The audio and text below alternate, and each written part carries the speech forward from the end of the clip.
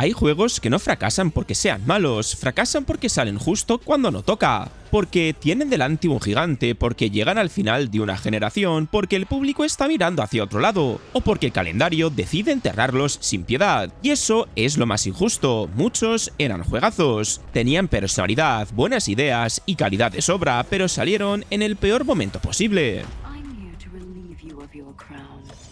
Y empezamos fuerte este vídeo con Dishonored 2, porque es el ejemplo perfecto de juego que tenía calidad de sobra, pero que llegó cuando el mercado estaba mirando hacia experiencias mucho más grandes. El juego salió en 2016 y ese año fue una auténtica locura. Tenías lanzamientos enormes, sagas muy potentes, mundos abiertos gigantes, shooters multijugador dominando conversaciones, y un mercado que cada vez premiaba más lo inmediato, lo fácil de vender y lo espectacular en un tráiler. Y Dishonored 2 era justo lo contrario, era un juego elegante, denso, de pensar, de observar, de probar rutas distintas, de fallar, recargar y decir, vale, esto lo puedo hacer mucho mejor. Y ahí está precisamente su grandeza. Dishonored 2 no te lleva de la mano como si fueras incapaz de pensar. Te soltaban escenarios enormes, llenos de guardias, secretos, entradas alternativas, poderes, decisiones y consecuencias. Cada misión era prácticamente una caja de herramientas. Podías jugarlo como un asesino invisible, como un fantasma que no mata a nadie,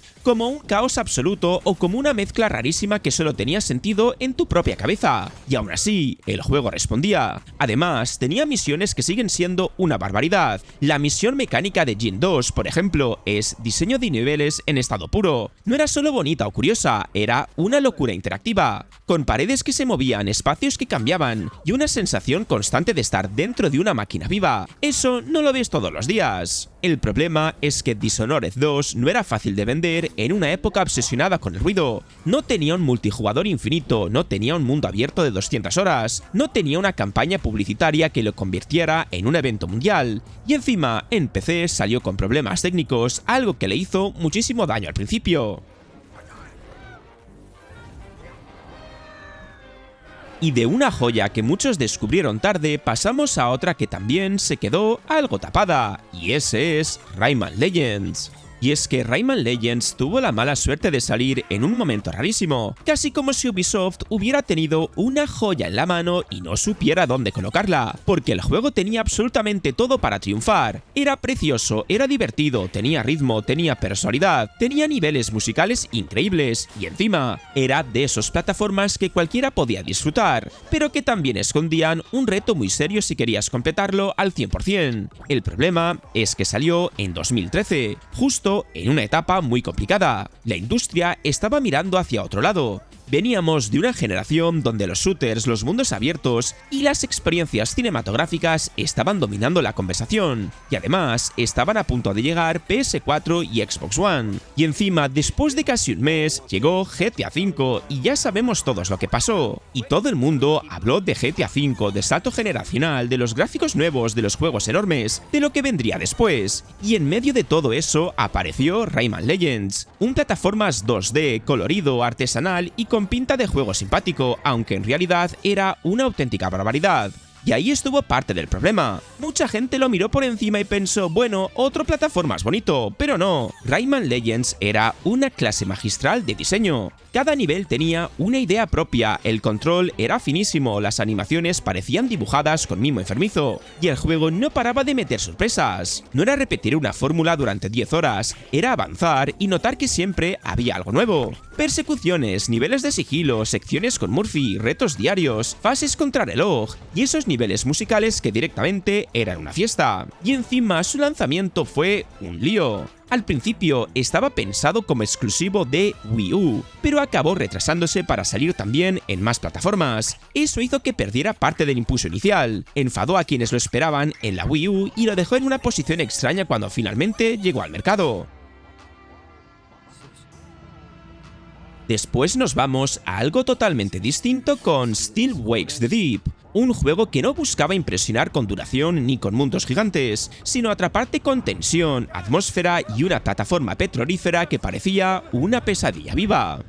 Y es que es un auténtico juegazo, pero que salió en un momento en el que era muy fácil que se quedara tapado. Llegó el 18 de junio del 2024, además de salir día 1 en Game Pass, y eso, aunque suena genial, también tuvo una parte complicada. Mucha gente lo probó, lo terminó, dijo qué experiencia más guapa y al día siguiente ya estaban hablando de otra cosa. Y es una pena porque el juego tiene una identidad brutal. No intenta ser el típico terror de sustos baratos cada 2 minutos. Te mete en una plataforma petrolífera en mitad del Mar del Norte, en los años 70, con una tormenta encima, pasillos estrechos, metal crujiendo, agua entrando por todas partes y una sensación constante de que ese sitio se está muriendo contigo dentro. Lo bueno de Still Wakes the Deep es que entiende muy bien lo que quiere ser. Es corto, directo, muy narrativo y muy atmosférico. No va de pegar tiros, ni de gestionar inventario, ni de resolver puzzles complicadísimos. Va de sobrevivir, avanzar, escuchar gritos a lo lejos, cruzar pasillos que no quieres cruzar y sentir que cada compañero que encuentras está viviendo su propia pesadilla. Y ahí The Chinese Room se nota muchísimo, porque cuando esa gente se pone seria en la ambientación, el sonido de las voces, te clava dentro del juego. El problema es que salió en una época donde este tipo de experiencias lo tienen muy difícil. En 2024 todo va rapidísimo, lanzamientos grandes, indies virales, juegos eternos, servicios, actualizaciones, polémicas, trailers, eventos, y en medio del todo eso aparece un juego de terror narrativo de unas pocas horas, sin combate, muy lineal, y sin esa estructura pensada para engancharte durante semanas. Para mucha gente eso ya lo convertía en juego de Game Pass para una tarde, cuando en realidad era una experiencia muy cuidada. Y hablando de juegos con personalidad que no hicieron el ruido que merecía, toca recordar la joyita de Enslaved Odyssey to the West. Y es que cuando lo recordamos, unos años después, nos preguntamos cómo demonios no hizo mucho más ruido, porque tenía personalidad, tenía una historia potente, tenía personajes con química, tenía un mundo postapocalíptico precioso y encima venía de Ninja Theory, un estudio que ya demostraba que sabía hacer aventuras con alma. Pero claro, salió en 2010, y 2010 no era precisamente un año fácil para destacar. El problema es que en aquella época el mercado estaba totalmente dominado por nombres enormes. La gente estaba mirando a Call of Duty, Red Dead Redemption, Mass Effect 2, Halo Reach, Assassin's Creed Brotherhood, God of War 3. Era una auténtica guerra por la atención. Y en medio de todo eso apareció Enslaved, una nueva IP sin una saga detrás, sin un nombre reconocible para el gran público y con una propuesta que no entraba tan fácil por los ojos como otros gigantes del momento. Y eso que el juego tenía muchísimo encanto. Monkey y Trip funcionaban muy bien juntos. Al principio no eran amigos ni compañeros felices de aventura. Ella lo obligaba a ayudarla usando una diadema que podía matarlo si se alejaba demasiado. Y a partir de ahí, el juego construía una relación con tensión, desconfianza y momentos bastante humanos. No era solo vamos del punto A al punto B, había una evolución entre ellos, y eso hacía que la aventura tuviera peso. Además, visualmente tenía algo especial. En vez de hacer el típico mundo destruido, gris y deprimente, Enslaved apostaba por una tierra post-apocalíptica llena de vegetación, colores vivos, edificios abandonados, cubiertos de naturaleza y robots oxidados. Tenía una identidad visual clarísima, y eso en 2010 no era poca cosa. Y llegamos a The Legend of Zelda Skyward Sword. Un caso curioso porque aquí no hablo de una saga poco conocida precisamente. Salió en un momento muy raro para ser un Zelda, porque sí, venía con el nombre de una de las sagas más importantes de la historia. Tenía ideas buenísimas, una banda sonora preciosa, mazmorras muy curradas y una historia bastante más emocional de la habitual. Pero aún así, llegó justo cuando mucha gente ya estaba empezando a cansarse de algunas cosas que el propio juego llevaba al máximo. Salió en 2011 al final de la vida de Wii, y eso ya era un problema. La consola había sido un fenómeno brutal, pero para entonces parte del público más tradicional ya estaba mirando hacia PS3, Xbox 360 y hacia juegos enormes, más cinematográficos y técnicamente mucho más potentes. Skyrim estaba arrasando con su mundo abierto, Dark Souls estaba cambiando la forma de entender la aventura, y los jugadores empezaban a pedir más libertad, menos interrupciones y experiencias mucho más grandes. Y de repente llegaba Skyward Sword con una estructura bastante guiada, mucho tutorial, mucha explicación y un ritmo que para algunos se sentía demasiado controlado. Y ojo, porque aquí está lo curioso, muchas de sus ideas eran buenísimas. El combate con Wii Motion Plus tenía una intención brutal. No era machacar botones sin pensar, era mirar al enemigo, leer su guardia y atacar desde el ángulo correcto. Cuando funcionaba bien, te hacías sentir que estabas usando la espada de verdad. Además, la relación entre Link y Zelda tenía un tono más cercano, más humano, más bonito. No era solo rescatar a una princesa lejana. Aquí había cariño, amistad y una sensación de aventura casi de cuento. También tenía mazmorras increíbles, jefes memorables y zonas que se transformaban con nuevas mecánicas. Pero el problema es que el juego llegaba envuelto con decisiones que justo en ese momento empezaban a pesar mucho. El exceso de ayudas, los avisos constantes, Fi interrumpiendo demasiado, el regreso repetido a las mismas regiones y un mundo del cielo que prometía más de lo que realmente daba.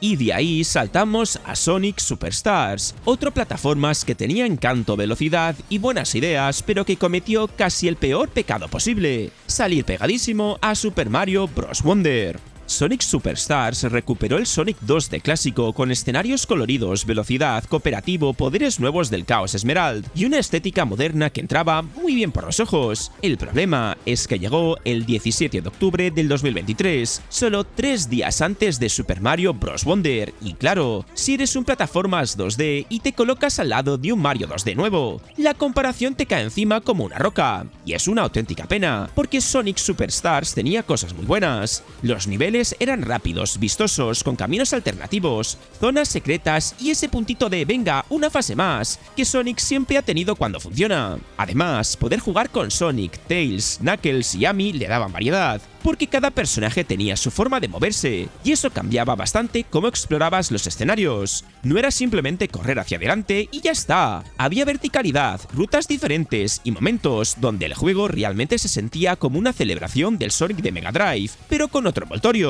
El problema es que llegó una semana donde Mario Wonder se comió toda la conversación. Nintendo sacó un plataformas 2D enorme, fresquísimo, lleno de ideas locas, y la gente automáticamente empezó a medir Sonic Superstars contra eso. Y ahí Sonic lo tenía difícil, porque Wonder parecía un evento, mientras que Superstars parecía otro Sonic más, aunque en realidad fuera bastante sólido. Encima venía después de Sonic Mania, y eso también le hizo bastante daño. Mania dejó el listón altísimo para los fans del Sonic clásico, así que Superstars no solo tenía que competir contra Mario, tenía que competir también contra el recuerdo de unos de los mejores Sonic modernos. Demasiada presión para un juego que simplemente quería ser divertido. Y después nos topamos con Blur, un arcade de conducción brutal que mezclaba coches reales con carreras llenas de ataques, escudos y caos estratégico. Sobre el papel, este juego sonaba bastante raro. Coches reales, circuitos urbanos, estética más seria pero con potenciadores en plena carrera, rayos, escudos, minas y ataques como si fuera una locura competitiva. Y claro, mucha gente lo resumió de forma injusta como Mario Kart con coches reales, cuando en realidad tenía bastante más chicha. El juego salió en 2010 y ese año el género de conducción estaba en una situación muy complicada. Por un lado, tenías a los juegos más realistas intentando vender gráficos, físicas y simulación. Por otro, los arcades estaban perdiendo fuerza frente a shooters, mundos abiertos y experiencias más grandes. Y justo en medio apareció Blur, con una propuesta que no encajaba del todo en ningún lado. Era demasiado arcade para los fans de la conducción seria, pero demasiado adulto y oscuro para quienes buscaban una fiesta accesible tipo Mario Kart. Y eso es una pena, porque cuando lo jugabas se notaba que Bizarre Creations sabía lo que hacía. Las carreras eran rápidas, agresivas y muy estratégicas. No era solo lanzar poderes a lo loco, tenías que saber cuándo guardar un escudo, cuándo usar un nitro, cuándo atacar al rival de delante, o cuándo soltar una mina para fastidiar al que venía pegado detrás. Además, tenía un multijugador muy potente. Su problema fue que salió casi pegado a Split Second, otro arcade de carreras espectacular, y ambos acabaron dividiendo la atención del público masivo. Dos juegazos peleando por un hueco que ya era pequeño. Encima, Activision lo lanzó en una época donde el mercado estaba obsesionado con franquicias gigantes, y Blur no tenía una marca fuerte detrás para poder protegerlo. Y unos años más adelante nos encontramos con Horizon Forbidden West, un juegazo enorme, pulido y visualmente espectacular, pero condenado por el calendario. Forbidden West es un juegazo, pero tuvo una maldición casi cómica. Salió el 18 de febrero de 2022 y una semana después llegó Elden Ring, el 25 de febrero. Y claro, puedes hacer muchas cosas bien, pero si justo detrás aparece uno de esos juegos que se comen la conversación mundial durante meses, lo tienes complicado. Y lo peor es que Forbidden West no era un juego pequeño, ni flojo, ni hecho con desgana. Al revés, era una superproducción de PlayStation con una calidad técnica brutal. Visualmente era una locura, los paisajes parecían postales, las máquinas tenían diseños espectaculares, el combate era más complejo. Aloy tenía más herramientas, había más verticalidad, más movilidad, mejores secundarias y un mundo mucho más trabajado que el del primer juego. El problema es que llegó en un momento en el que la gente estaba con la cabeza puesta en otra cosa. Forbidden West te proponía un mundo abierto enorme, precioso y bastante tradicional en su estructura. Mapas, iconos, misiones, campamentos, coleccionables, diálogos, mejoras, armas, zonas que limpiar, todo muy bien hecho, sí, pero también muy reconocible. Y justo después llegó el titán Elden Ring, rompiendo la mesa, con un mundo abierto más misterioso, más libre, más imprevisible y con esa sensación de no sé qué hay detrás de esa colina, pero quiero ir. Ahí Forbidden West tuvo mala suerte, porque no es que su fórmula fuera mala, es que de repente parecía más vieja de lo que realmente era. En otra fecha, muchos habrían hablado durante semanas de sus máquinas gigantes, de sus combates contra un Tremostruck, de sus escenarios submarinos, de Las Vegas, de los nuevos movimientos de Aloy, o de lo exageradamente bonito que se veía en PS5, pero el foco cambió rapidísimo. Pero si hablamos de juegos que quedaron enterrados por un mes imposible, ahí entra The Evil Within 2. Lo más injusto es que esta secuela corregía muchas cosas del primero. Era más cómoda de jugar, más abierta, más clara, más variada y en general mucho más redonda. Seguía teniendo ese terror retorcido de Shinji Mikami y compañía, pero con una estructura que dejaba respirar más al jugador. El problema es que salió en 2017 y octubre de 2017 fue una carnicería de lanzamientos. Ese mes tenías Assassin's Creed Origins, Super Mario Odyssey, Wolfenstein 2 The New Colossus, Middle-earth Shadow of War, Gran Turismo Sport, una barbaridad. Y en medio de todo eso llegó The Evil Within 2, un survival horror oscuro, raro, incómodo y con una campaña para jugar con bastante calma. Vamos, justo lo contrario de lo que mejor sobrevive cuando el calendario está ardiendo. Y es una auténtica pena porque el juego tenía muchísimo que ofrecer. Sebastián Castellanos volvía a meterse en una pesadilla, pero esta vez la historia era más emocional, porque giraba alrededor de su hija Lily. Eso le daba un motivo más fuerte para seguir avanzando. Ya no era solo estoy atrapado en una locura y quiero salir, era tengo que encontrar a mi hija aunque todo este mundo se esté cayendo a pedazos. Además, el pueblo de Unión funcionaba muy bien. No era un mundo abierto gigantesco, sino una especie de zona semiabierta llena de casas abandonadas, calles inquietantes, recursos escondidos, enemigos deformes y misiones secundarias que te hacían explorar con tensión. Cada vez que entrabas en una casa no sabías si ibas a encontrar una munición, una escena perturbadora o una criatura esperando en una esquina para asustarte. También tenía villanos muy potentes, como Stefano Valentini, que le daba al juego un toque artístico, macabro y muy reconocible. Sus escenas parecían sacadas de una pesadilla elegante, de esas que son bonitas y horribles al mismo tiempo. Y cerramos con Vanisher's Ghost of New Eden, quizá uno de los casos más recientes de este vídeo. Vanisher's Ghost of New Eden es una aventura con identidad, con una historia muy potente, con decisiones morales interesantes y con ese toque de Don't Nod de meterte en dilemas incómodos, donde ninguna respuesta parece del todo limpia. El problema es que salió en febrero del 2024, justo en una época donde el calendario venía muy cargado. Tenías a Final Fantasy VII Rebirth haciendo ruido, Helldivers 2 explotando como fenómeno multijugador, Persona 3 Reload llevándose a los fans del JRPG, Like a Dragon Infinite Wealth todavía muy presente, y encima veníamos de un 2023 brutal, donde mucha gente seguía arrastrando juegos pendientes. En ese contexto, Vanishers llegó con una propuesta más tranquila, más narrativa, menos explosiva en redes y claro, eso le pasó factura. Y lo injusto es que el juego tenía muchísimo gancho. La idea de controlar a una pareja de cazadores de fantasmas, Red y Antea, ya era buena de por sí, pero cuando Antea muere y se convierte en espíritu, el juego te mete en un conflicto bastante potente. Sigues amando a esa persona, pero ahora también forma parte del mundo que deberías combatir. Ahí Vanishers se vuelve especial, porque no solo vas matando espectros sin pensar, estás tomando decisiones sobre vivos y muertos, sobre culpa, sacrificio, perdón y egoísmo. Además, el mundo de New Eden tenía una ambientación muy distinta a lo habitual.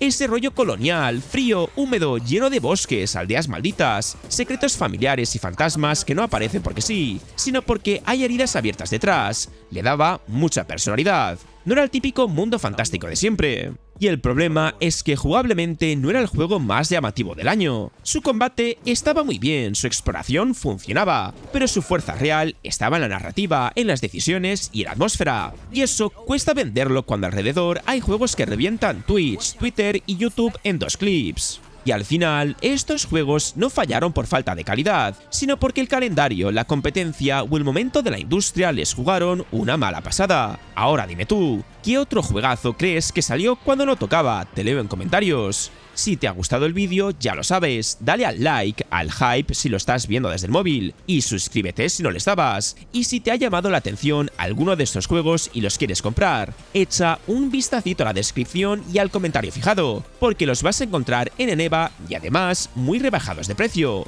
Dicho esto, nos vemos en el próximo vídeo.